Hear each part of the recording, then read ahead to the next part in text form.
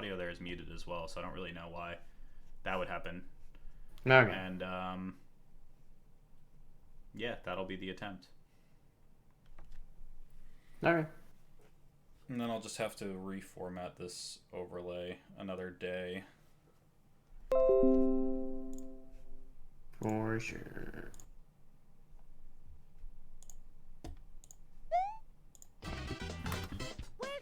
Okay.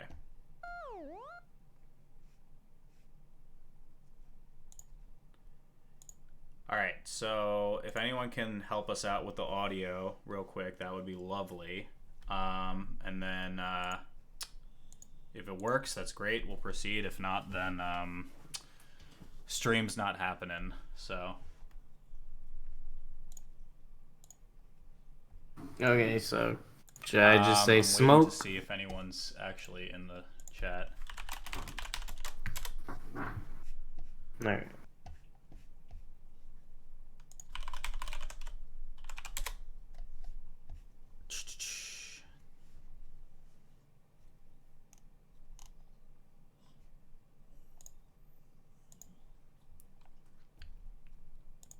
Okay. Yeah, you want to try that one more time? Fire. Okay, smoke.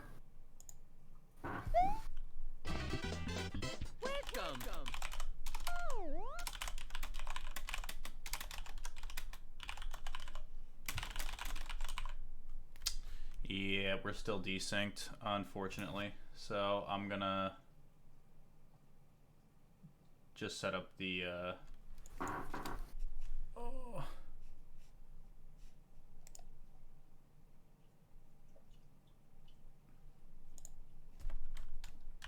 Hang on.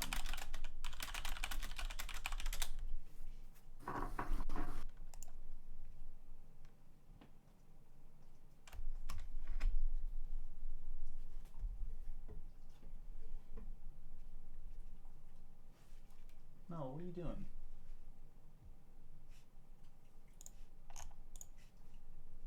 Okay, I'm just gonna add someone to the call real quick. He said he might have a workaround, and we'll see. Alright. Hey, what's up? Hello, hello. Okay. Hi. Hello. So go to, let's see. I'm trying to like figure this out because this guy's an older version of OBS.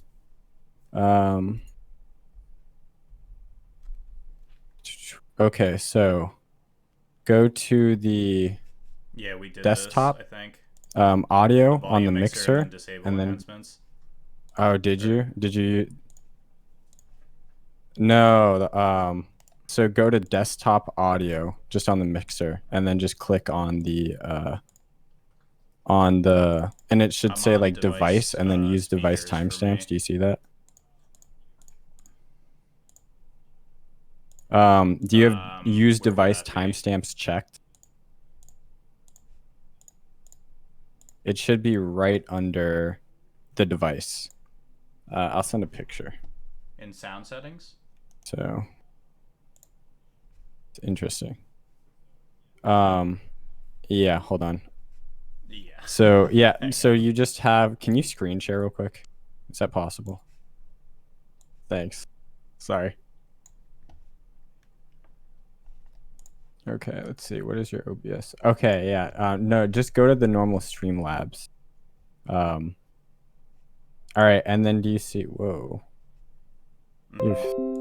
All right. So you see speakers, the gearbox. Click that. Or the gearbox next to the speakers. Yeah. Sorry. Go down. On the C microphone. Yeah. Click the under. Go down. Click that. Left click. What? That's what happens when you left click it? What the? And then just change the speakers and then change them back real quick. Okay. Or no, you can keep you can keep that unchecked. I'm just saying change the output device and then change it back to like like stereo, change it back just to completely reset everything. On properties for this? Yeah. Okay. So just like change it and then yeah. And then I would just end stream and try again, and then maybe that'll fix it. Apparently that's what people who had this problem in the past did. Okay, absolute last try, and then I'm fucking so done with this thing. All right, thanks for your help, man. Anytime. See ya.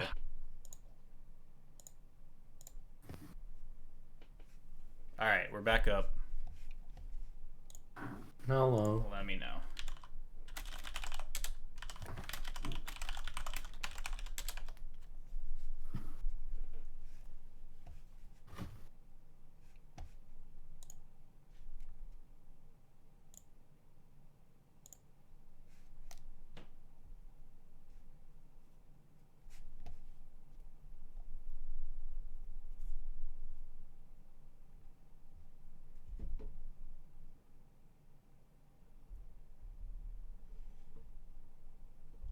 Okay.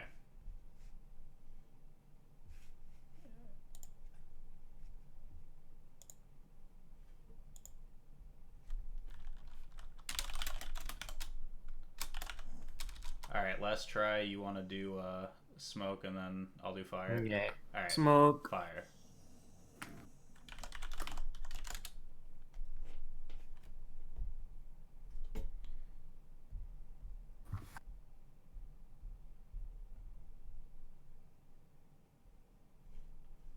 Oh, wait. He said it works. Okay, fuck. Okay. Yeah. I'm sending it. All right. Well, Jesus, dude, that was so brutal. I'm really sorry about that. It's okay. Ugh, I owe you a drink whenever we go to a tournament. All right. Anyway, all right. People who stuck around, thank you. Hopefully this doesn't desync. If it does, I'm gonna fucking go nuts over here. But yeah, so basically we went through the first question with Spark. If he's not completely entirely fucking worn out by now, I would understand that. But we're gonna just go on from the last question. I was just talking about Sheik as his main, basically how he landed on that, and what exactly got him to get to that character and what his character history was. So it seems like the Sheik was kind of the pick for you. Yeah, just because I was good as a casual, I just picked Sheik. I switched to Marth for a day because I thought he was cool, but then I was scared about losing the progress that I had, which wasn't really anything. Mm-hmm. I couldn't even wave dash. But yeah, but it sort of just worked out because I can't imagine playing any other character, and I really like Sheik, so. I guess I'm gonna kind of jump around the doc a little bit, but just kind of playing off some of your responses. What is it about Sheik, I guess, that's so appealing to you as a character? Like, does she have good matchups in your opinion, or like, is her spread good, or is her combo like what about the character kind of drew you to Sheik? Wait, was that on the document? Because I wrote some answers, so I had to look It it up. might have been like Uh, I definitely mentioned like, you know, like what separates you as a Sheik, which I definitely wanna touch on later in the chat, but I don't really think this one's in the Google Doc. So oh, okay. Because I wrote answers for everything. okay. What was the question? Like what about Sheik kind of drew you towards her as a as like a competitive character? Hmm. I guess. Well, obviously, I just picked her because I was winning versus casuals with her. But I guess what stuck is watching like the Mute King Edgeguard video, the famous 3 hour one. I would watch that all the time. Just like the idea of killing them instantly. Um, the whole down throw tech chase thing. Just like if you're perfect, it's really really hard and requires so much practice. But if you're perfect, you could just kill them off one grab. Mm-hmm. And on top of that, after like a year or two of playing, Drug Fox came into the scene, like stunning everyone. He played so different, so intelligently versus Leffen and Mango and people like that. And he was also like actually succeeding with down throw tech chases, and I was really drawn to that. And then Plup came along, and then Plup was insanely fast, and nobody's ever seen a Sheik like that. And basically, that made me even more excited to be playing Sheik. Yeah, And I yeah. remember like because I remember playing with Drug Fox because he's Georgia and I lived in South Carolina for like 5 years or so, Hmm. and he was always really good. But I remember I think it was like GTX like 2017 or something like that where he just like went off and was like playing Mango or like he was just like wrecking Mango in like one set. I can't exactly remember what Yeah, I tournament think it was. HTC Throwdown he Oh beat yeah, Mango. that was it. Yeah. And it was Hmm. insane, dude. I was just like, holy crap. Hmm. He actually Hmm. got me to change my character too. um, awesome. Okay, so yeah, you said that you played Marth for like a day. It didn't really work out. Would you consider him as like a secondary if that's the case, or do you have any secondaries that you uh, use in tournament? my philosophy, I guess, is melee is too deep and just too difficult to split your time amongst characters, and so I wouldn't call them a secondary, but I do have characters that are like, I guess, my second best, and I play them for fun because it's good to relax and like just enjoy the game in a different way when you're feeling burnt out. So if you're not top 10 in my opinion, like secondaries pretty much do not help. Um, but for fun, I've won several tournaments going solo Fox, solo Marth, and solo wobbling Ices. Nice. Okay. I don't plan on ever switching off Sheik in a serious match though. Okay. Yeah, I was gonna follow that with. Do you think any of those secondaries could see the spotlight anytime soon? But this No. was further down on the dock, and I was planning on saving it for way later in the conversation because it kind of gets into the Hmm. nitty gritty, but it really makes sense here. Okay. Because you're saying like if you're not top 10 it doesn't really make that much sense to have a secondary. And I guess that does hold some ground, right? Because like a lot of people say kind of just focus in on one character, hone your skills in fundamentals, and then Hmm. how those fundamentals kind of wrap into your character's tools is what makes you good. Yep. But obviously, I mean, you went to Summit. There was the huge trend, and I think it's still going on, where Fox players that will be unnamed are talking about switching to Sheik specifically to deal with Zane because that matchup, the Zane matchup, not necessarily the Marth matchup, but the Zane matchup is just incredibly difficult for them. Um, what do you think about that versus like just the general if you're not top 10 don't have a secondary sort of deal? Do you think that is feasible in any way? Um, I definitely think at the top 10 level, like switching definitely is valid. We've seen PP, Armada, so many players like adopt a different character and it works out. And Marth definitely like I think most people would agree Marth wins versus Fox just because like FD will always be in a best of five, right? So at the very least, in my opinion, Marth wins at least a little bit, either 55 or 60, 40, or whatever you want to call it. I definitely think she can be good at the top level. It does take a lot of work to do well as Sheik versus Marth. You got to make sure you don't do the wrong, just like do things in bad spots that get you killed. But I'm sure these players know that and know how to abuse that. But there is also a chance of the counter pick possibility. Like you could pick Sheik, but then Zane's Fox has beaten Junebug before. Mm-hmm. Zane's Fox is quite good.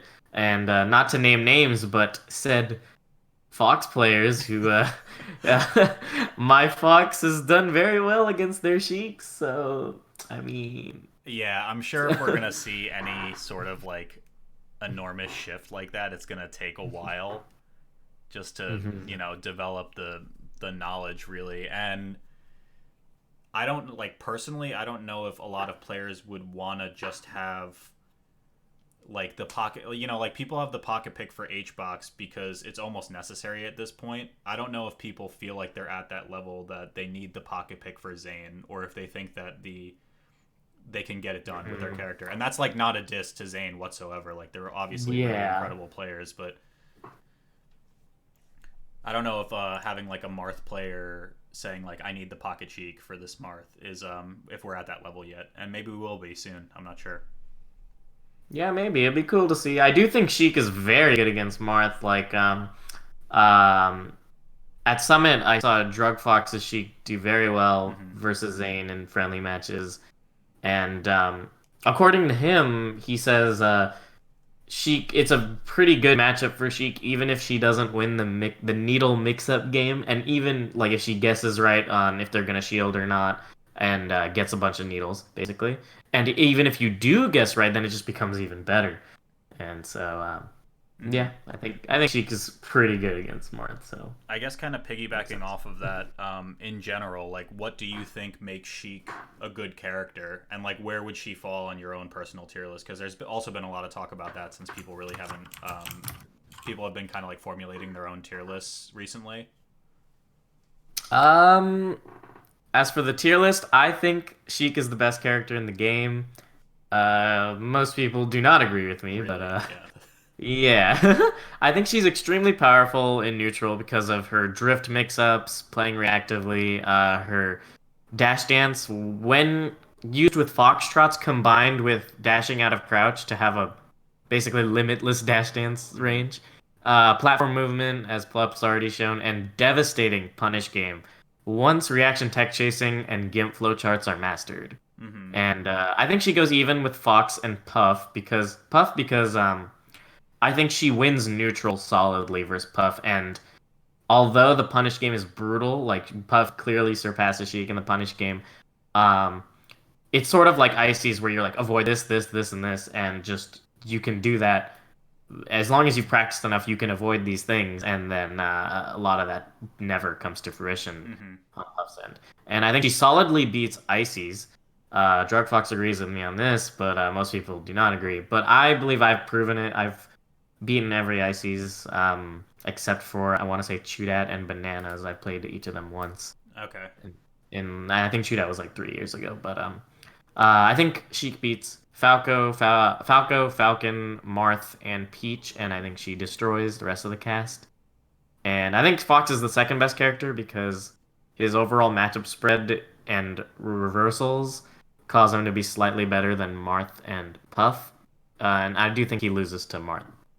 Okay. Yeah, so I guess for like the Puff, like that Puff matchup, like you're saying, it may be doable, but it's gonna be really, really freaking hard. Like, what do you think you need to do to kind of accomplish that type of win? I think people like if we're talking HBox because he's obviously the best example of in order to beat HBox, I think we've seen players who are more flowcharty and more down to more patient and flowcharty. I think we've seen those players do much better versus HBox. I think Zane, Wizrobe, Amsa come to mind, and I think a Sheik who is willing to be very patient and follow the rules and abuse the fact that Sheik has better hitboxes in my opinion, as well as avoiding all the common rest setups. I think and it would just take a lot of patience and a lot of practice. I think that's it. Gotcha. Okay. Okay, yeah. So I guess talking about your ranking, because obviously I think you're one of the people that come to mind, at least for me, when I think of melee players who have like severely improved over the years. And it's just like that's like just straight up empirical data, right? Like you started as rank 61 in 2017. You moved up like I don't know 8 spots to 53 in 2018, another 12 spots to 41 in summer 2019, and then jumped like a lot to 22 on the last MPGR. What do you think is contributing to that kind of continued improvement in the top 100? And do you think it has any signs of stopping anytime soon? Let me find where I wrote. uh, uh,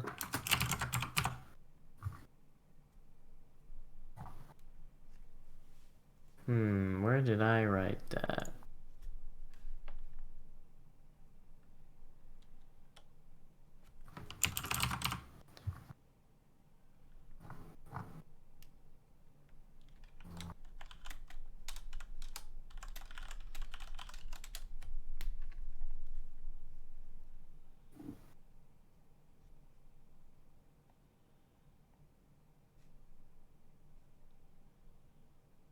I Oh think man, it's this is towards so the hard to top. find. Yeah, Is it like towards over the the top? basically. Yeah. Okay. Uh.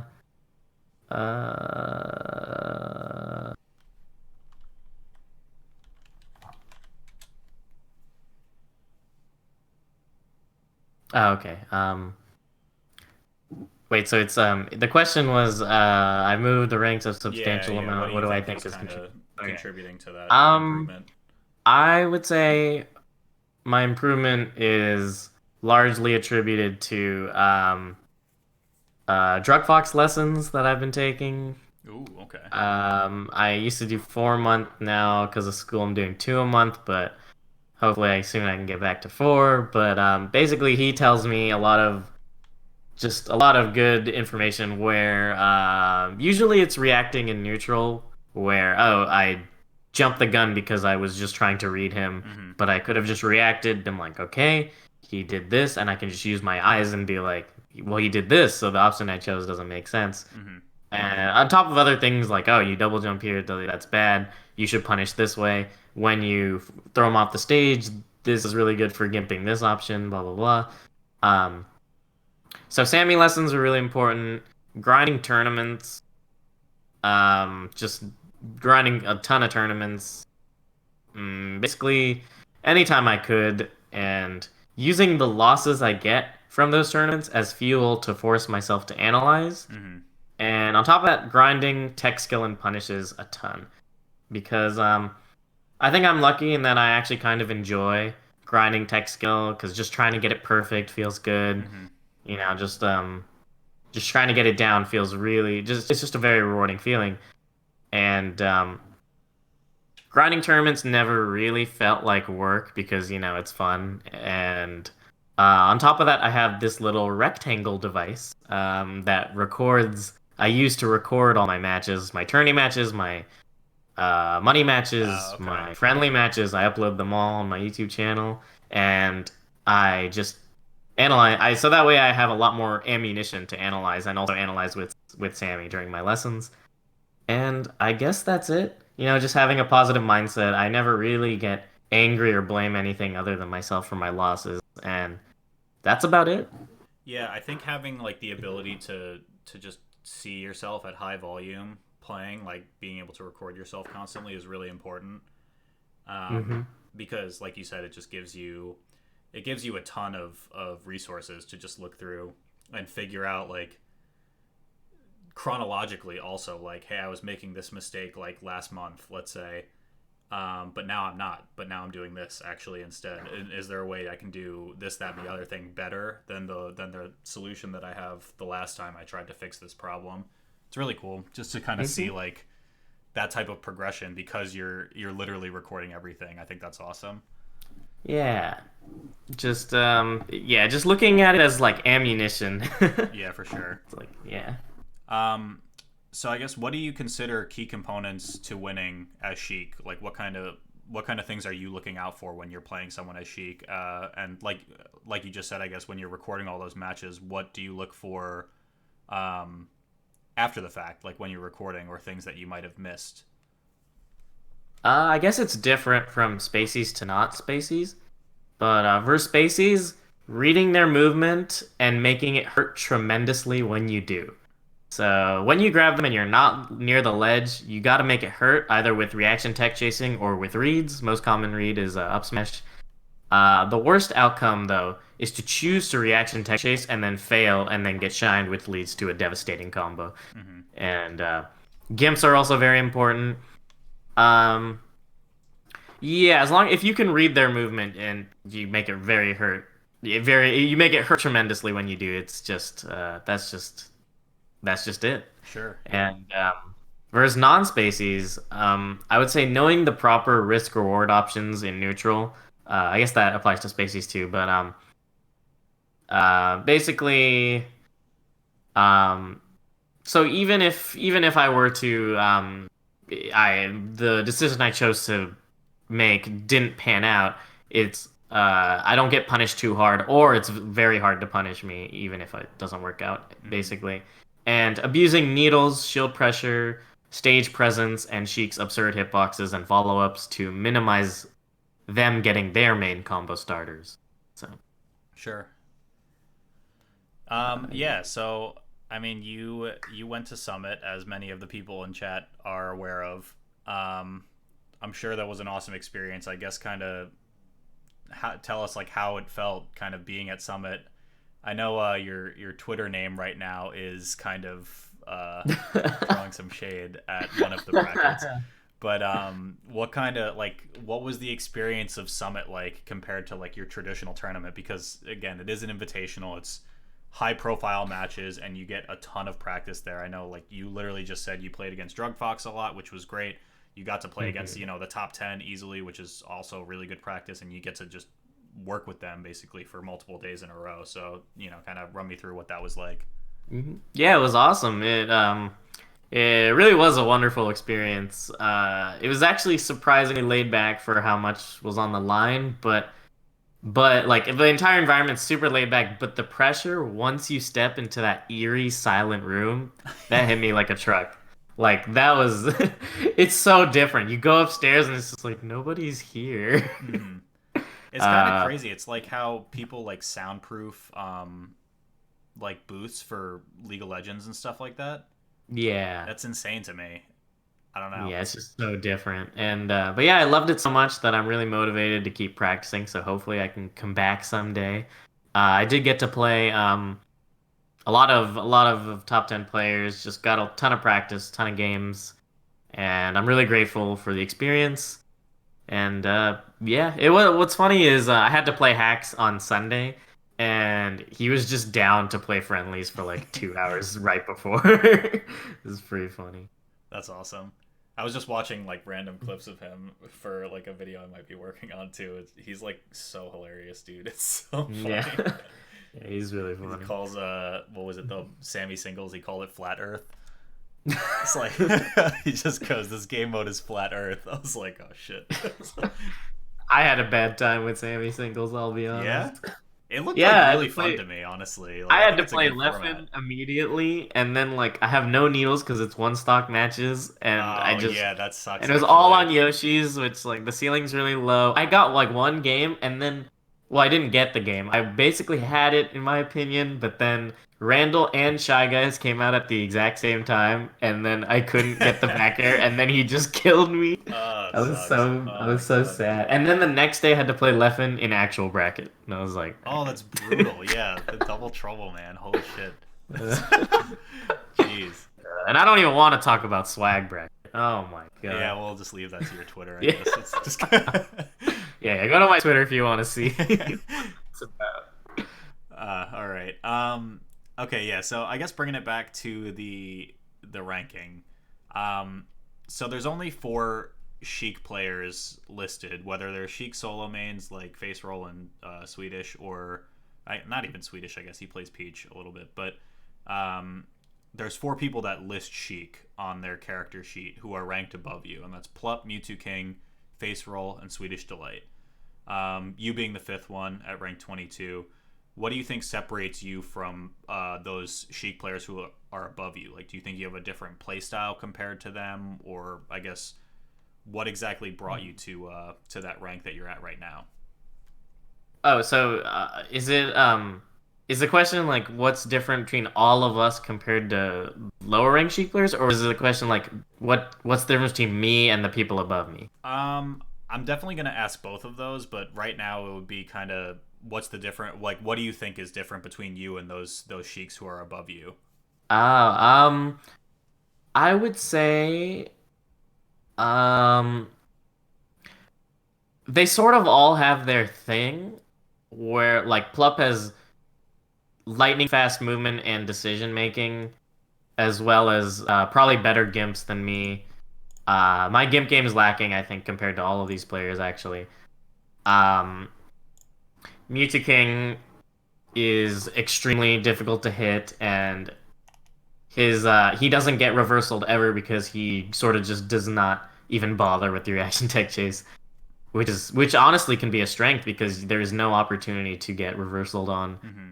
And face roll, he his ground movement, in my opinion, is far better than mine, and he crouch cancels at appropriate times. He's very good off the grab. He keeps it a lot simpler than I do when he gets the grab, and just because I'm trying to do a lot of stuff to deal with the ambiguous DI, but he doesn't even bother. And if they do sometimes he'll just go for the up smash when he knows he should, and I think his gimps are better than mine as well. And Swedish is a very, I think he reacts very well in neutral, and I think he's just a very, very smart player. It's hard to describe, I guess, but yeah. Sure. I guess going off that a little bit, at this rate that you've been moving up the ranks, do you think we can expect to see you in the top 15 to 10 by next year? And a little bit more off script, would you be surpassing these Sheik players in the future? And where do you see your melee career going as well? I don't want to say what to expect because I don't want to say I'm gonna do this and then all right, and then if it doesn't happen, it'll Sure. look silly. But also, I want everyone to know that I will keep practicing as hard and intelligently as I can. Since, just working hard isn't enough, you got to work smart too. And my goal is to become the best, and I really think she has what it takes, and I want to take it as far as I possibly can. I'm gonna work my heart out. Gotcha. That's awesome. So about Sheik, what aspects of your character do you find unique to Sheik? And do you think it'd be possible for, like Foxes or Falcos, for instance, to be like Sheik style of play? Like, I guess we kind of saw that a little bit to some extent when with the whole Genghis Juan fiasco, where it was like, okay, this is like just a Fox and a Sheik and a Puff's body. Mm-hmm. Do you think the same thing could happen for a Sheik player? I definitely think that because people tell me my spacies play very Sheiky. Okay. Because I'm good at being evasive, abusing fade back aerials and platform movement, and avoiding crouch cancel extremely well, since that's one of Sheik's main weaknesses. Yeah, and my spacies have done well against a lot of players, and what's funny is they're like, this isn't even good spacey practice because you don't play like them. And I'm like, well, but I just think playing around crouch cancel very well and playing very platform based and movement based, as well as abusing the projectiles that the characters have. Nice. I guess that's it. Having better projectile. Do you think the projectile like needles are better than like lasers? Oh yeah, I think needles are the best projectile in the game because aerial needles lead to grab. Okay, yeah. Yeah, they beat crouch cancel, they lead into grab. Against so many characters, ground needles just bully them because they have to either shield or jump to avoid them, and both of those are like not great things to do. They also so do, if I charge needle damage too, like yeah, it's like 17%. Yeah, it's like so much, man. Holy crap. Oh yeah, and like the shield pressure is insane. Yeah. Oh my god, I just love needles. And like if you just charge them in their face and then they jump or shield, you could just cancel your needles and then you just beat them up. That is true, actually. I never actually thought of it like yeah, that. You could do it out of full hop, you could do it out of short hop, and the range it covers. Like imagine if they're playing around your fair range and you just do short hop needle. Yeah. It's like, oh my god, damn. dude.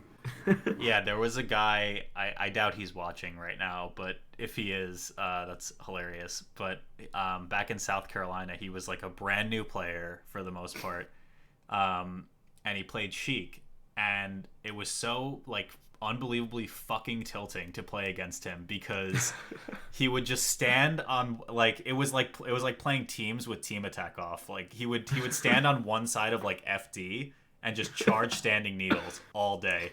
And we're like, dude, like do something. And he's like, you gotta come to me. And we're like, fuck. So, but like every time he'd hit for like 20 damage, 20 damage. Cause like we all suck in South Carolina. Like no one knows how to deal with this stuff. And the guy actually ended up taking the tag neutral B for like the rest of his career because we were at USC. So like for the rest of like the 4 years he was at USC, every tournament he was at was neutral B. We were like, this guy's like a fucking legend. Like he only like uses needles and it's insane. Yeah, it's good. I really think it's good. So neutral B or Mike, if you're watching, I miss you, buddy. But yeah, I fucking hate you. It's like that's great though. Nice. How do you think you can continue to like improve and adapt to this meta? Because I mean, like going off of that a little bit, we mentioned it a ton of times. Like you've improved like a crap load over the past few years. How do you think you can kind of maintain that pace? And I guess off of that a little bit more, where do you see the meta for Melee evolving towards? I think just in terms of improving in general is just sort of it's just about building small building blocks on top of each other, and eventually you get a result that's like really powerful. But like everything is just baby steps, and I think in general I just need to be better at reacting, better movement, less useless movement, stronger punishes. The list goes on. And there's obviously those individual things from all these Sheik players. They all have their own superpower, I would say, um, and honestly, a lot of them are better at their specific than each other. But in terms of the meta, the direction the meta is going, the first thing that comes to mind is ambiguous DI, as Fox or Falco against Sheik's down throw. Most people don't really talk about this, but there is a set of perfect values that if you DI Sheik's down throw, um, you DI it such that you're so ambiguously inside Sheik's body that Sheik can't tell which side the space animal is on. Huh. And that's really good because when you're trying to reaction tech chase, you could just be wrong, and then if you're on the wrong side and you try to grab and they take in place, you get shined, and it's absurd. If people get really good at that, then Leffen is already very good at that. Fiction is quite good at it. Then Sheiks are really gonna have to step up their game. I personally already have a counter for it. I don't know if you saw at Summit. It didn't. It worked out decently well, but I really need to practice it more. Basically, I'm doing a notched wave dash every time I down throw on reaction I did to see like that DI. actually, and it was like kind of confusing to me because I'm smooth brained in this game. But Yeah, basically, I need to if I recognize that it's slight DI, I'll do a very short wave dash to line myself up properly to deal with the ambiguous DI because lately, I don't like if you watch Face Roll, he simply down throws and reaction tech chases, but if it's ambiguous DI, he'll either react by dash dancing around the shine, or he'll up smash read. that's what I was gonna And ask actually. Is like, is it worth the extra effort to? yeah, it might not be execute worth that? it, but I'm crazy. Okay. It's a very tight wave dash. Yeah, like that's a huge and, execution test when you can, in my opinion, like my first thought Yeah. was just why not up smash or like Mhm, do mhm. something, in place. But I Yeah, guess if I'm you gonna can get try it to work, find a punish healthy is huge, balance. so that's crazy. Yeah, that I did see you do that at Summit, and it was like I kind of just like chalk it up to Sheik things where I'm just like, all right, like they're just doing their thing. But like I did not consider that whatsoever. That's awesome. Holy crap. Yeah, it is very difficult. So some people are calling me crazy for trying to pursue it because like it's a very very difficult execution on top of reaction tech chasing. Hmm. Drug Fox has his own method where he turns around on reaction to the slight DI, and then if they didn't DI behind him, his body's position now where it's easier to tell. Then he'll be like, okay, and then he'll turn around again, and then reaction tech chase. Huh. I Wow. did that for about 3 or 4 months, but in my opinion, at early percents, it's still not enough. And so I developed this wave dash method. The angle of the wave dash changes based on if you're fighting Fox or Falco. I don't want to get too far into it, Right. because it just would take so long to talk about. But That's crazy. But yeah. Though. Yeah, that's actually insane. I could really see that impacting, future Sheik sets like you're saying. Mhm. Because it's like it's another mix up too that they need to be aware of also, where they're like it's not like free for them to just totally mess this up now if I just go for the ambiguous DI on that. Yeah, exactly. Yeah. So that means like Falcon's tech chase is a little bit easier in my opinion, but it's like the ceiling of it is worse because they could just DI off stage really quickly. Right. But on top of that, like people might get notches for the ambiguous DI, so they could get it every time. That would be very scary, right? Yeah, that's yeah. You live in And a world, I yeah, guess. or It's box like, macros or something like that. I don't know. oh no, I can't Um, even imagine. Holy shit. but other than that, other than the ambiguous DI, I think the meta's going in a direction of if people get better at crouch cancel into dash out of crouch punish, um, that could be hard for Sheik definitely because one of Sheik's biggest weaknesses is crouch cancel, and Puffs might get better at punishing down smash on shield with way dash out of shield rest, or punishing down smash on crouch with dash out of crouch rest or jump out of crouch rest, I think, Gotcha. and as well as reaction tech chase platform rests.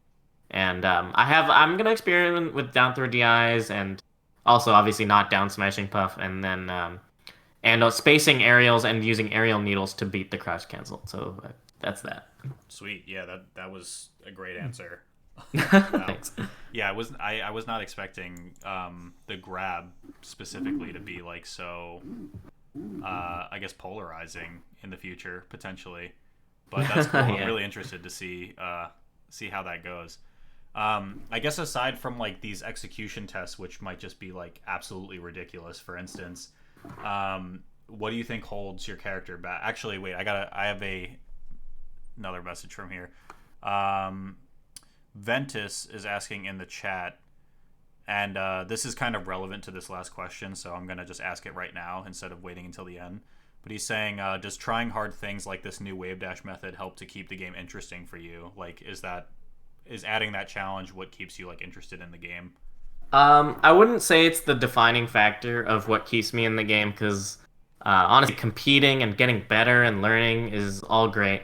But it does make me happy to be like, okay, I need to figure this out. Nobody else is trying to figure this out. I'm gonna go alone on my setup and just try to lab. I labbed like so many different methods to deal with ambiguous DI. Like, if you watch me at Shine versus SFAT, I tried dash dance, wave dash in place to deal with it, but that was a little too difficult to react to every DI if you do that. And so I labbed a lot of different things, so it makes me happy that like I have this thing that's like mine, And, yeah, that's cool. And it's so almost that does. it's like the evolution of like fighting games or melee in general too, where it's like you have this answer right to deal with ambiguous DI, so you're working on only answering the ambiguous DI. So then the mix up for the grab recipient in this case is to just like hard DI or like not DI at all because it's the easier option, and then it becomes harder for you because you've been kind of streamlining your practice to work on only ambiguous DI. It's just like really cool the way that all builds on each other like over time. That's why really want to come up with my method that covers everything. So there's no way that the spacey can escape. Which I think my method, although difficult, is probably the best way. So that's the spark right now is doing the absolutely ridiculous wave dash. At Pound, you might see Drug Fox do a new method to deal with ambiguous DI, which I think is also pretty valid. I didn't talk about it yet, but I don't know if he's like wants to like showcase it for the first time. Yeah, but it is cool. I will admit. So if you were watching him at Pound, look out for that. It'll probably surprise you. Cool. All right. Yeah. So I guess going back to being a little bit more on script, then the execution tests can be really difficult for Sheik, for instance, in these situations. What else do you think holds your character back? I think I wrote it somewhere.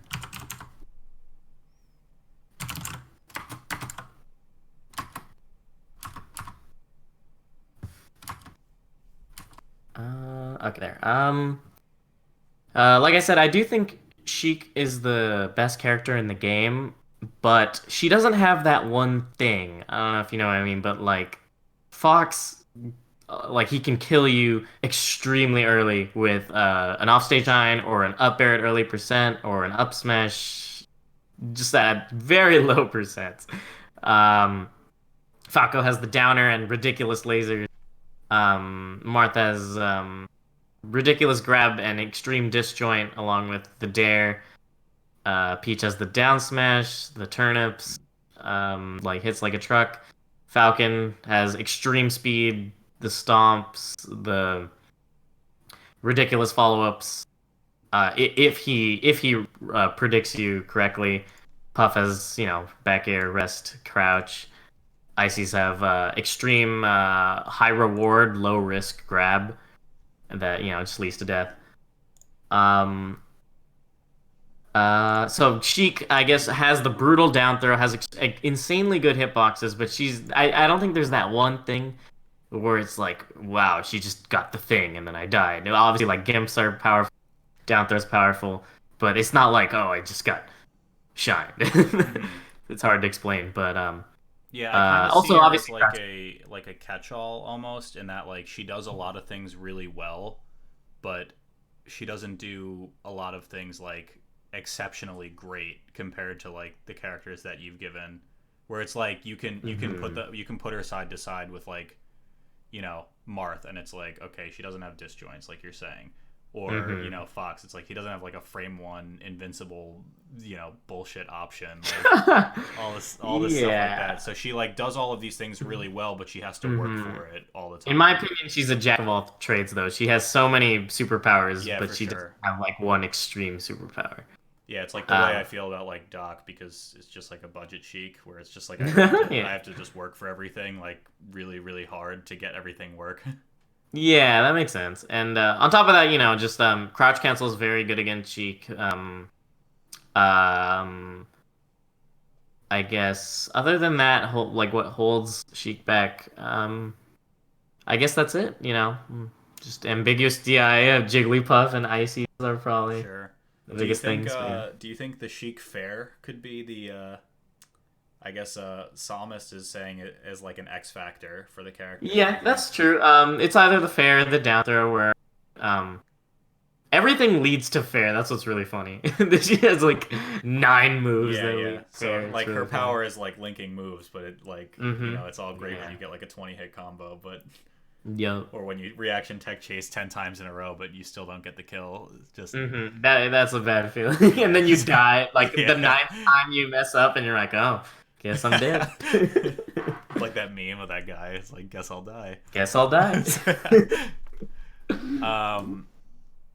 Okay, cool. Talking about more Sheik players, are there any like hidden boss Sheiks, whether it's your region or just like in general, a Sheik that you're really pulling for that you think we should all be looking out for? God, I don't I don't want any of my friends to watch this and be like, why didn't you mention me? Like, all that comes to mind, like right off the bat, is Ben from Minnesota. He recently won the Minnesota Summit over 100 grand and preeminent. Okay. And 100 grand's a good win too. Yeah, exactly. Ben is very good.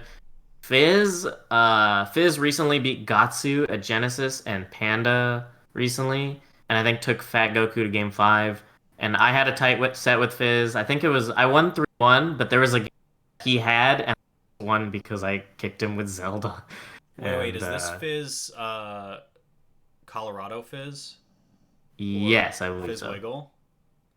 I always get don't know. confused, I always see his tag listed as Fizz. Okay, yeah, I get confused because I think there's more than one Fizz, and they're both like fairly good, and they both play Sheik. So it's really confusing because there's a Fizz in my Discord, and then there's a Fizz from like I think Colorado or like Ohio or something, who I met at Big House like 2 years ago. And I can't tell which one's which because like they're both like good, and I don't really know like who they play against. That sounds rough. But yeah, Fizz was very good. He took me to the brink. I think I got very lucky. He was about to be up 2-1, and then I recovered with Zelda, and he messed up, and I just kicked him. But and one more is CrossFit Jesus from my region, the 209 Central California region. He He like at recent locals he beat Trap Lord who was on the NorCal PR, and he was one of the top seeds for the NorCal Arcadian, which was going to happen this Saturday but was canceled. So yeah. Rip. Mm-hmm. Jeez, that damn Yeah. coronavirus. Indeed. Damn, that sucks. That is possibly one of the greatest tags I've ever heard. It's actually amazing. Wow. Yeah. Damn. Okay. So what are your favorite and least favorite matchups also for that matter? And I guess you can kind of list them off, but why also? Why do you like or dislike them so much? Hmm. I try to be optimistic about matchups because I think Melee is just so cool and so fun that every matchup is there's something to enjoy about everything. And but if I had to like choose, like even though like trying to separate like the whole like winning and losing thing, like obviously at some matchups I will just win more because my character does better at those matchups. But I would say Fox is my favorite because it's just really interesting, even though it's really difficult. And we're just moving at lightning fast speeds and just getting to and just having an insane punish game on both ends as well. That's probably my favorite. And least favorite, I don't know. Well, I guess okay, for favorite, like Ices is up there because I do very well against ICs for the most part. Um, but I don't think that's like I think just looking at how fun the matchup is, Fox is the pick. But IC is also fun because you get to just abuse a lot of stuff and do cool shield pressure and stuff like that. I would say for least favorite, um, it's hard because like everything's fun, but I think Puff is difficult for sure, and a lot of the time like there's. I think it's also just because I haven't played it enough as I have like IC other matchups, but so many different rest setups. It's just abuse the fact that Sheik has insane neutral tools and abuse it like to hit Puff away over and over again, and it is difficult, but I also think that's because I have so much to learn. And so if I had to pick one, at least currently, I would say Puff. Gotcha. Yeah, that makes sense too, just based on all your responses from earlier as well. It's just a lot of work that needs to be done in that matchup, it seems. Um, what do you think you're doing that most other ranked, like lower ranked Sheik players, whether it's lower ranked than you in the MPGR or just not even ranked, period? What do you think you're doing that those players are not? Like, what would define your play style in comparison to them? Wait, well, was that in the document? Yeah, it was. It was towards the bottom. Uh, uh, oh, okay, found it. So what am I doing that lower ranked players are not? I would say just the just sort of punishes in general. Like a lot of Sheiks do, like say for example, when you down throw Marth from 0 to I want to say 80%, if they DI full away, you can chain grab them, but it's a tight timing and a tight reaction. But most Sheik players they'll F tilt, and then if they DI away on the F tilt, it leads to nothing. And so like that's a common trap because it's just so tempting, right? Mm-hmm. So many Sheiks will just do stuff like that. And I would say tech chasing, like you know how I just lab and practice tech chasing so often. Although that is kind of a double-edged sword for me because sometimes I get way too carried away and I'm like I should be working on way more important stuff than tech chasing. But the fact that I'm doing Sammy slash Drug Fox lessons and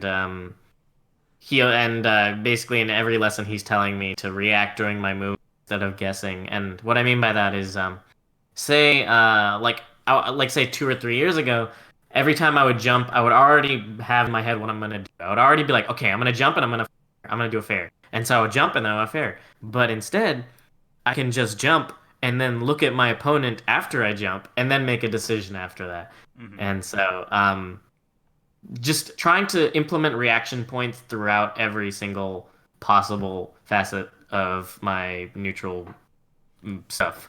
Yeah, And that's so funny because it's like it's such a simple change also to be like you said, like just don't autopilot, you know what I mean? Or something like that. Like don't go in with the plan already written, write it as you go almost. Yeah. But it's so hard for people to implement that into their gameplay because they just go with what works, and if it keeps working, great, and if not, then the game's broken. Like I don't. Yeah, it's yeah, you gotta just like separate all your judgment and like just screen, you know. Sure. And I guess the last thing is neutral risk reward. So I think like the best way to explain this concept is like an exaggerated example. So imagine if a Marth was like he was he was so good at reading his opponents that he like would get the most every time, but the only tool he uses in neutral is neutral B. So like all he does is neutral B, but he knows exactly when you're gonna come in. He knows exactly how you're gonna, and he hits you over and over with neutral.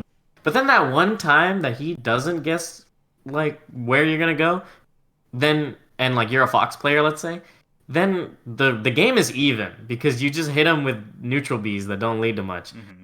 and like he hit you with like one shine, and so basically doing stuff that like the risk reward is good for you all the time. So like just only jumping when you can't get nared in the face by Fox. Um uh just like I guess another example, another more practical example is as Sheik. A lot of the time I used to just jump across the whole stage to try to hit Fox, and like that's not good because even if it works out, you get to smack him once. If it doesn't work out, you explode. Sure. And so just like optimizing everything like that, and not even worrying about what, but like in your gameplay, make sure like the decisions you make are good risk reward. And I would say that's it. Yeah, that's a lot of good information there. And I think all of that really does like touch on things that like low level players like me do, where it's like, oh, I'm just gonna like fucking hit you. Like I can't deal with this, you know? Like Yeah. Yeah, it's there's a common pitfall. there's a tweet. It's like buried somewhere deep in my likes, but it was actually I think for an ultimate player, but it was like this guy. It was just this video, and the caption was like me when I get zoned out for like 30 seconds or something like that. And it was like this guy putting on like a football helmet, and he's like, "That's it. I'm going the fuck in. I'm done being a bitch. Like it's time. I'm gonna kill this guy." He's like just putting on pads and stuff. Like, but that's like what goes through my head when I play because I'm not patient. But It's a common pitfall. It's really common. yeah. Okay, so what advice do you have for players trying to improve, specifically as Sheik? I would say like very specific stuff I would like to talk about. Practicing nair out of shield is really important. And a common thing people tell you is to buffer jump with the C stick, but I really think that is a bad idea because humans can't tell when Sheik is going to jump out of hit stun frame perfectly, and so you would have to guess. And the problem with that is if you try to react, it's going to be way too late, and your nair just will come out insanely late. And if you guess, it's like a very difficult guess to make. Whereas if you use a manual like jump and A, you know the timing. As long as you've practiced it, the nair will always come out properly. As long as you don't input during shield stun. And the best way to practice frame 6 nairs are to put your butt towards Jigglypuff and then try to hit her on the way up. That is how I learned and how I practiced. And yeah, nair out of shield is very important. Buffering down throw with the C stick at all times, so that way you can always get at least one pummel and they can't mash out. That's pretty important. And other than that, gimps, tech chases, shield drops, and movement, those are all very important. Trying to improve, you want to practice the easier things to practice.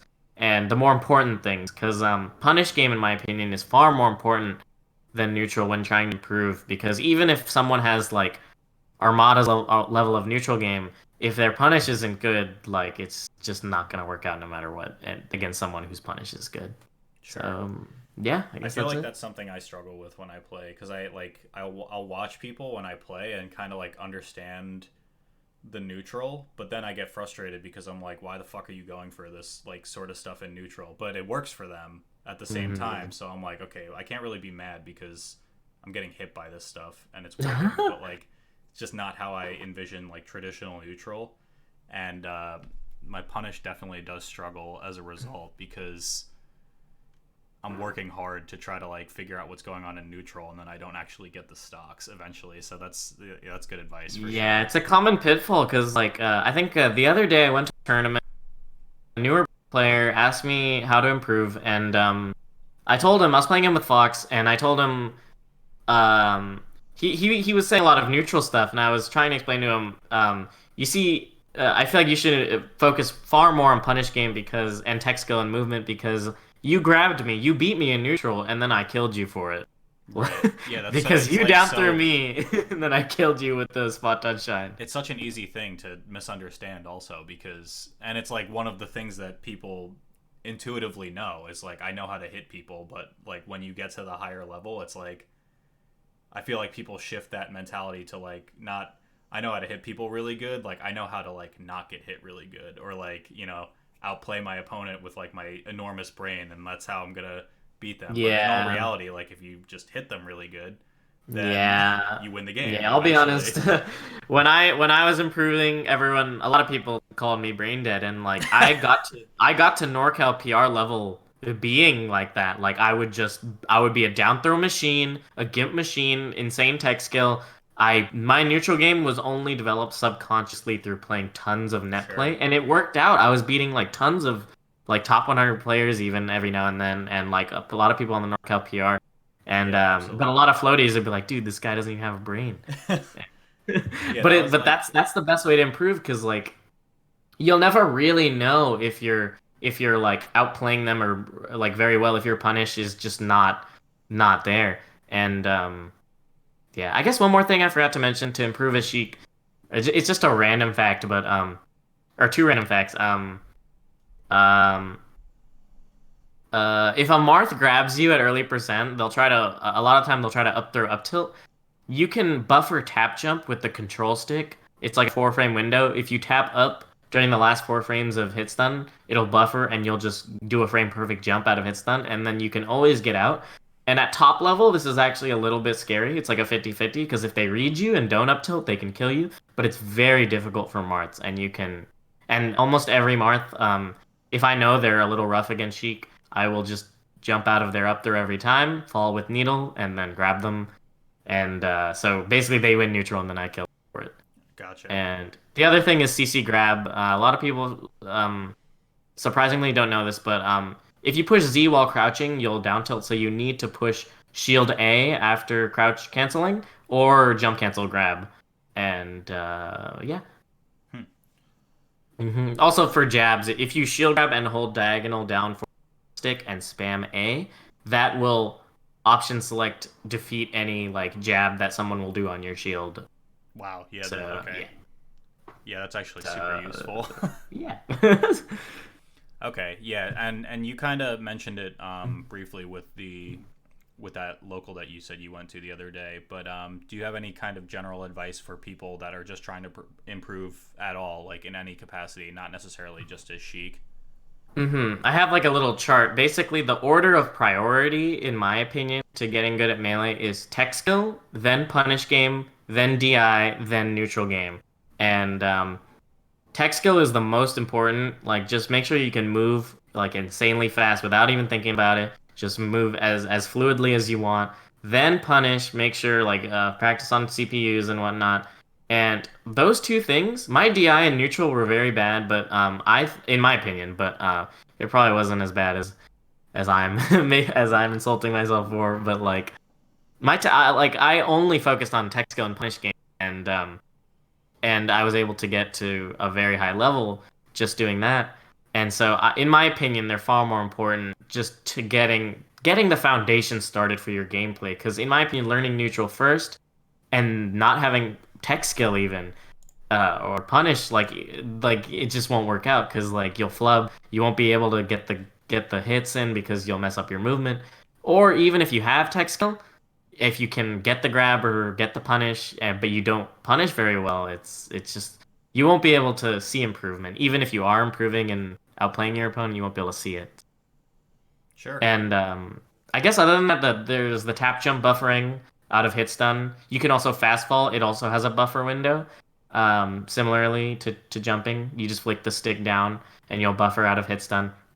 Buffering with the C stick out of shield stun. Some people don't know this, but if you hold the C stick during shield stun, it'll automatically do a frame perfect option out of shield. So if you hold C stick left or right, you'll buffer a roll frame perfectly out of shield stun, and holding the stick down will do a frame perfect spot dodge, and holding it up will do a frame perfect full hop. Gotcha. And I guess that's it. Okay, great. Yeah, so I mean that pretty much covers my questions for now. I guess if there's any shout outs or thanks you want to give, you're more than welcome to do that on the stream. I'll throw it into the video as well whenever that gets edited, hopefully by the end of this week. But you're more than welcome to give any shout outs or, people that you want to say hey to. Wait, did we do all the questions? Basically, because a lot of them were at least the ones that I wrote were kind of like overlapped with some others. And I want to open up at least a few minutes for some Q&A for okay, for sure. For some viewers that might still all be right. around. Okay, so I'll say the shout out line right now. Yeah, whatever you got. Okay, shout outs to my friends and family. Shout outs to NorCal, 209 / Central California, Santa Cruz, and Sacramento. Yeah. Cool. All right. So I'm just gonna read off some Q&A from people who kind of filtered into my YouTube post as well as the tweet. These should be pretty quick one-offs. Like, they don't have to be super in-depth, and a lot of it is stuff that we've probably already covered as well. But as deep or shallow as you want to answer these, you're more than welcome to. Okay. Some of these look like they're actually for me, which is interesting. I don't know why I got questions. I'll answer those separately. So let's just start with the ones on Twitter. Spencer asked, what was your character chronology? Is that right? Yeah, but we kind of talked about that one. Favorite matchups, we talked about that. Anzaray2 on Twitter asks, how do I get out of the corner as Sheik?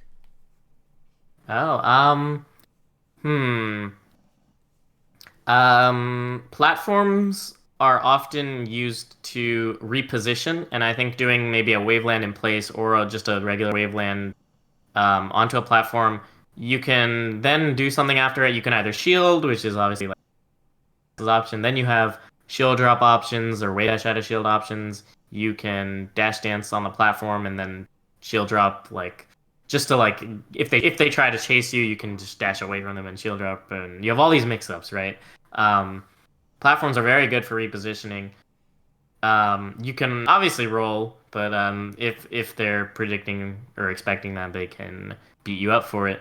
I think the best thing would probably be going to ledge and having a good ledge dash game, which I could talk on and on about ledge dashing, but basically, in my opinion, it's best, and in Drugfox's opinion, it's best to ledge dash using full down on the control stick and then doing a frame perfect jump so that you don't fast fall, and then holding the stick down forward at the regular notch and then ledge dashing like that, because according to some people who have tested this, you can't really move your thumb from away to down forward in time. You'll burn about 3 frames per gallon of invincibility. And also there's a method where you lightly hold down so that you have no risk of fast falling, and also lightly holding down forward so that you don't need to change your angle at all. But those are very controller dependent and very finicky, and if you push your thumb too hard, um, you can just mess up. And so, in my opinion, just doing full down is the way to go, and then just grinding the frame perfect timing. Sure. And then if you do that, Sheik gets a ton of gallant. Like I'm talking like 9 or 8 or 9 or 10 frames a gallant sometimes. And after a ledge dash of that caliber, you have tons of options. You can do an invincible grab, an invincible F tilt, invincible up tilt, invincible nair even, invincible shield obviously. Dash back is a very good one that Drug Fox taught me that most people don't do. And roll after ledge dash is actually very good because it's often unexpected.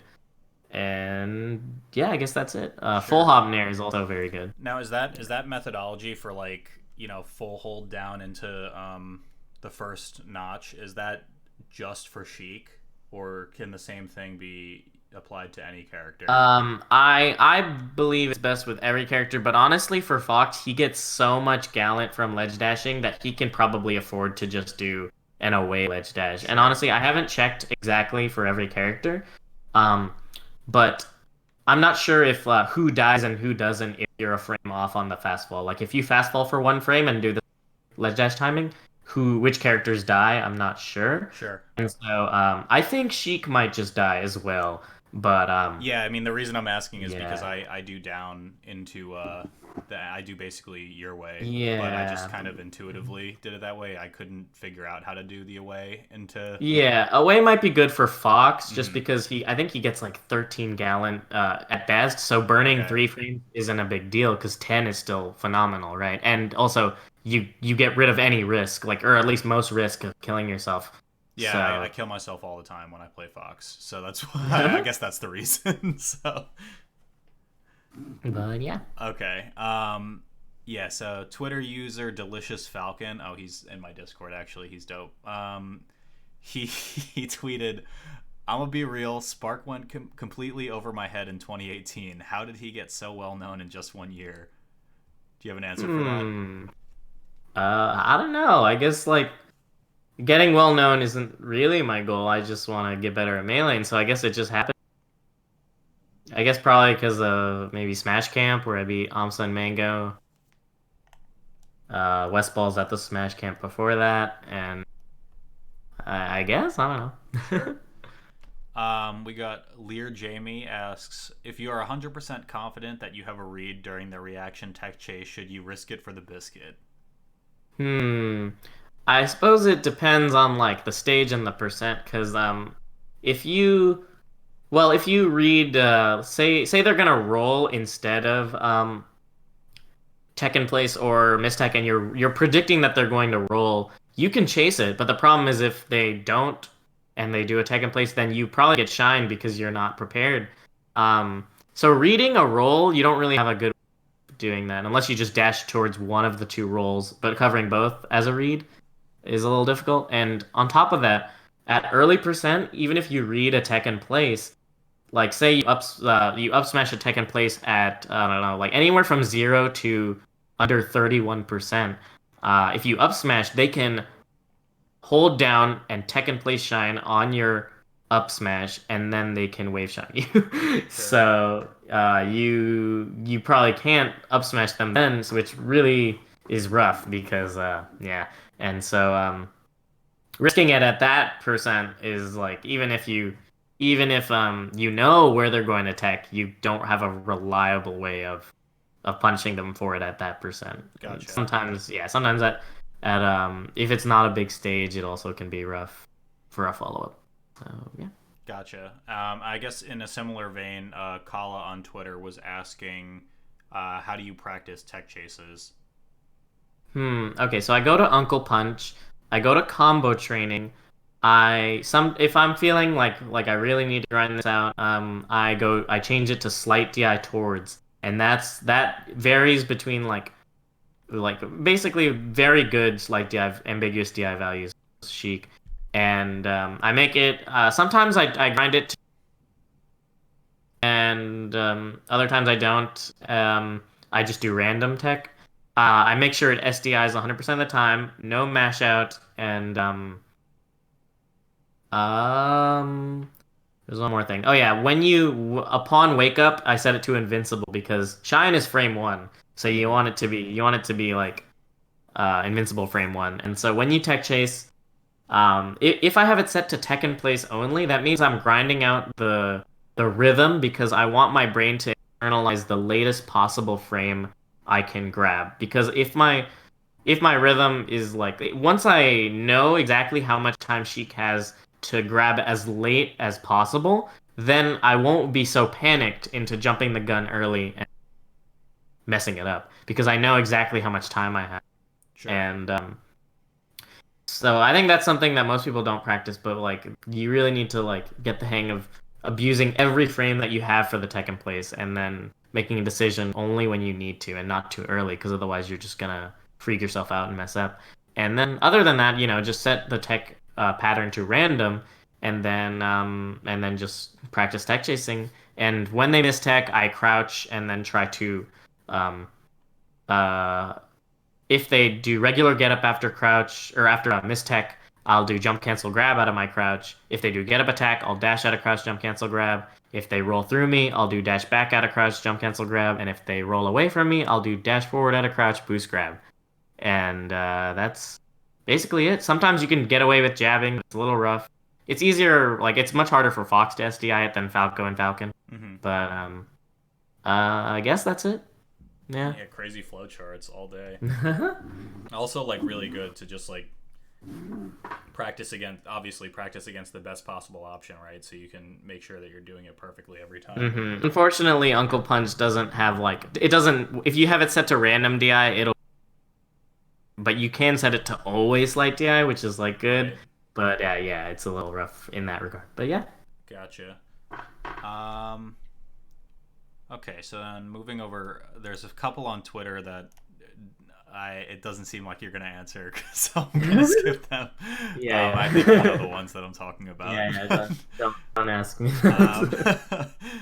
So, moving over to YouTube, Ventus Official, the guy that fixed the whole audio problem, so thank you, bro. He asks, what are some of the biggest mental game hurdles or lessons that you have learned, and ones that you still may be tackling? Ooh, that's a good question. I would say I think so many people suffer from this, myself included, where basically if you're not the underdog, it is far easier to I guess defend your title than if you are the underdog because you got nothing to lose and you could just play your mind off. But yeah, if you're playing, I guess you're playing not to lose rather than playing to win. It's like so scary because you just really don't want to lose it because you're about losing and getting upsetted on. And on top of that, once as my rank gets larger, the pressure I guess gets bigger. Where everyone's gunning for you, everyone wants that dopamine from beating you, and I guess current mental hurdles. A lot of the time, I'll beat myself up for not working as hard as I feel I should, and I'm working on finding a balance, like being like, okay, I probably should have worked harder, but there's no point in beating yourself up. You should just be kinder to yourself. That's basically where I'm at, and other than that,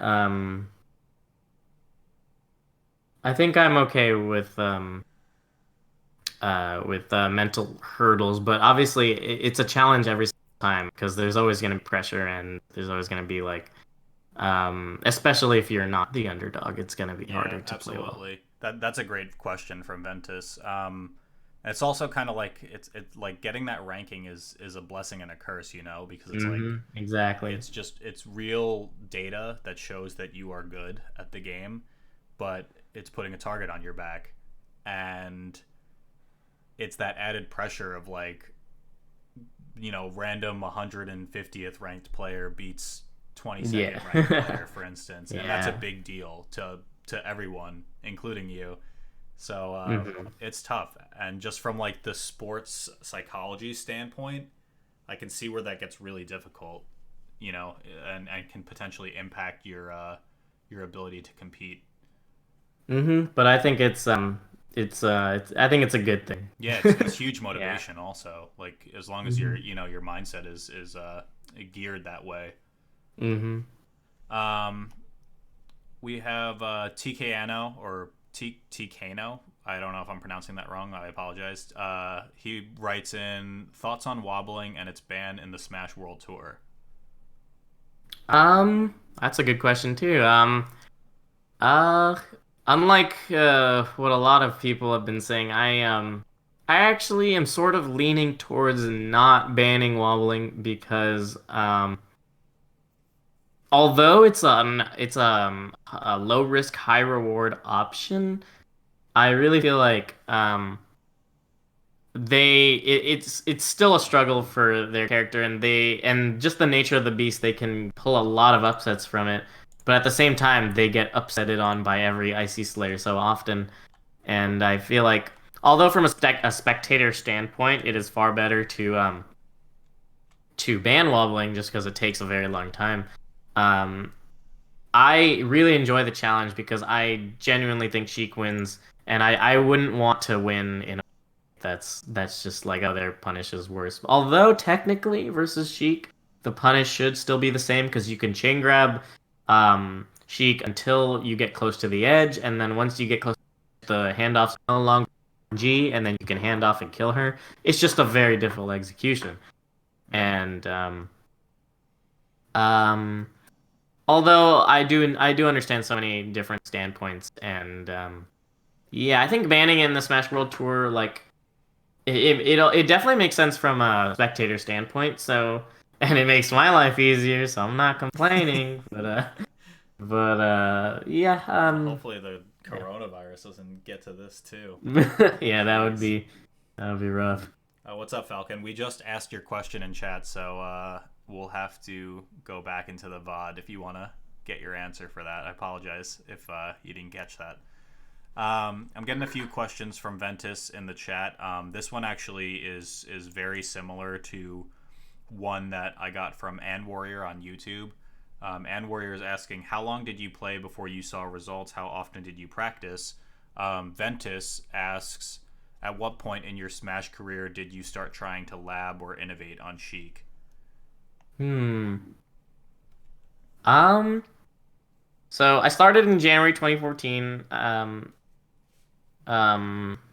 I did very poorly. I went like 0 and 5, and then couldn't wave dash. But I lived in a region where there were no tournaments for like an hour, and I couldn't drive, and so I was just stuck, and I played very bad net play for a long time.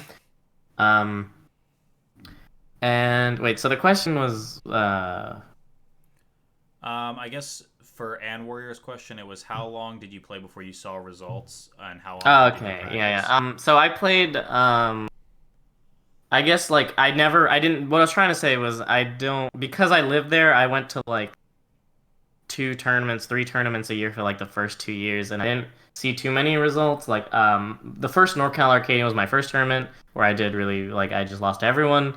Then I went to the next episode where I beat like one person out of five people, and the next NorCal Arcadian I was close to making out of pools, lost to like the same Samus and winners, and I think, and then and I think it was I'm Not Yelling was the first time I made it out of pool, and I practiced really really hard, and I practiced basically my practice was the classic grind tech skill nonstop, grind punish game nonstop, play tons of really laggy net.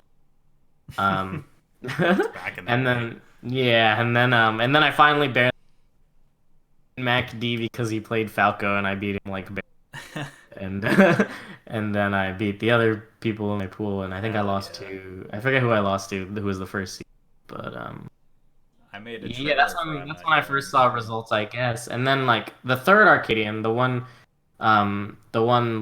after the second one where I played the Samus, and that was the one where I was first seed. Like I was seeded to win the whole thing because I was like taking all these names, and that was like a lot. That was a big deal. There's like 300 people or something, Then I got ninth, and I lost to Puff and Ices, and it was very traumatizing. So that's when I first started to see results. When I first started labbing, I want to say like around 2 to 3 years in, I tournament started up near California again. Chokinator, the Ices player, he would win every single time and wobble me every single. And I think that's when I played him like 2 times a week for like every week, and it was like I would lose nonstop. I was really starting to lab shield pressure. What's funny is that labbing was like actually pretty useless because like I was grinding like rising short hop fair on icy shield into a falling nair, and that sounds good on paper, but it's like very and like what's funny is the labbing itself wasn't valuable, but the fact that I was labbing influenced me to lab actually useless stuff or useful stuff in the future. Yeah, So, it teaches you to yeah. kind of figure out what's working and what's not, Mhm. just straight up. Yeah, so I guess yeah. So, Cool. All right, I'm gonna take 2 more questions and then we're gonna call it because I have certainly kept you here for way too long, and I apologize for that. So thanks for bearing with me on everything. no worries. We got one more write-in from Ventus. We had a few. I'm gonna just pick one from the few questions that he's asking. And he's saying, are there any out-of-game things that don't have to do directly with Melee that you think have helped you get better at Melee? Hmm. Um. Well, obviously, all my friends, face roll, drug fox, and just having support from people is great, and just how much fun it is to be with friends and whatnot, and the whole crowd aspect is cool. I personally use headphones, so it like sort of drowns out a little, so I can hear the game sound, Mm-hmm. but it's still gonna be there no matter what. And I think it's I think it's a I think it's just exciting that so many people are watching me play sometimes. Sure. And so I guess that's a good motivating factor. Uh, um, Out of game factors. Hmm. I guess that's it. Or just the rewarding feeling it is just competing. Yeah. Gotcha. The brackets. Cool. And then the last one that I'm going to pick is from All of the Hats on YouTube. And he asks, what are your opinions on the high barrier of entry for new Melee players? Do you think that long term our community will be damaged by inaccessibility of the game? I do agree it's a little bit rough where it's like you gotta go Smash.com. You gotta get that Wii U adapter, and you gotta download the Zadig driver, and you have to oh yeah, go to this YouTube video and go to this this very sus link to try to get the ISO, and then once you get the ISO, and then you can go to Smash Ladder account, and that's a little rough.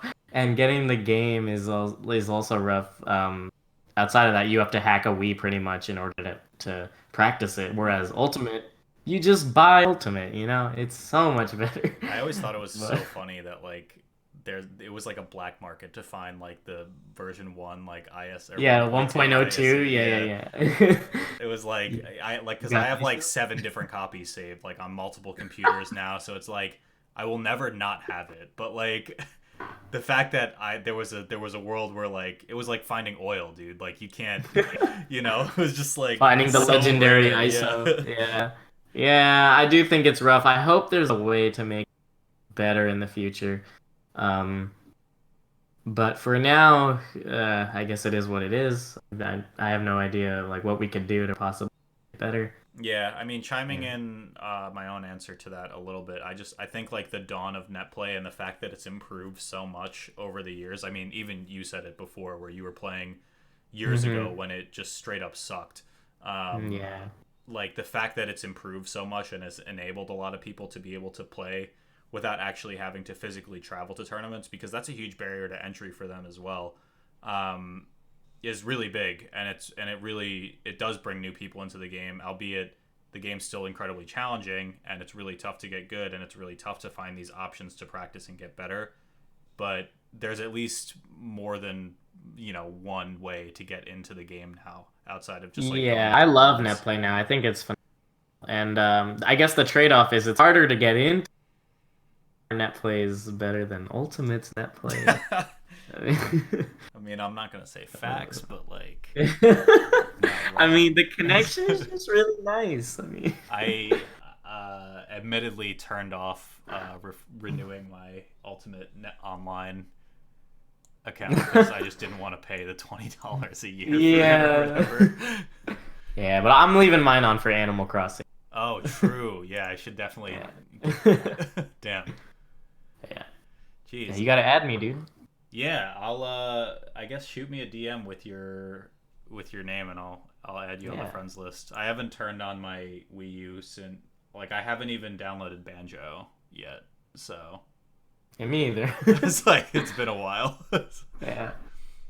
But yeah, I mean that's gonna do it for me. Again, like thank you so much for bearing with me on all that. I know it was a huge struggle, and I don't know. I'll make it better for the next time for sure. But again, thank you for dealing with it for now. It's much appreciated. Yeah, no worries. But yeah, that's it for me. I guess we're all set. And just so you're aware, I'm gonna take the recording. It's a little late for me right now, so I probably won't open it tonight. But possibly sometime like after work tomorrow, maybe this weekend, I'll take a look at it. Put a little piece together for the YouTube, and I might also just upload this entire stream just raw to YouTube as well, just to give people more content to look through. Mm-hmm. And yeah, I mean, if you ever want to talk about analysis stuff in the future, we can definitely kind of work something out with that as well. But yeah, we could probably get that done in the near future. Yeah, for sure. And again, that's not really a huge priority to me, but if we do it, I think it'd be a cool thing to try. Yeah, I think so too. So yeah, again, thanks for all your help. Thanks for coming on the show. Really appreciate it. And I'll keep you updated for when all the actual content is going to come out as well. All right, sounds good. Cool. Thanks, man. Thanks for having me. Yeah. Have a good one. I'll see you later. All right. You too. Later. All right. So people who are still in the chat, thank you for bearing with us for just all of that. It was a lot, and hopefully it is more streamlined for next time, because I was really hoping it was going to be at that level this go around, but apparently not, because things can't really go that smoothly all the time, but it is what it is.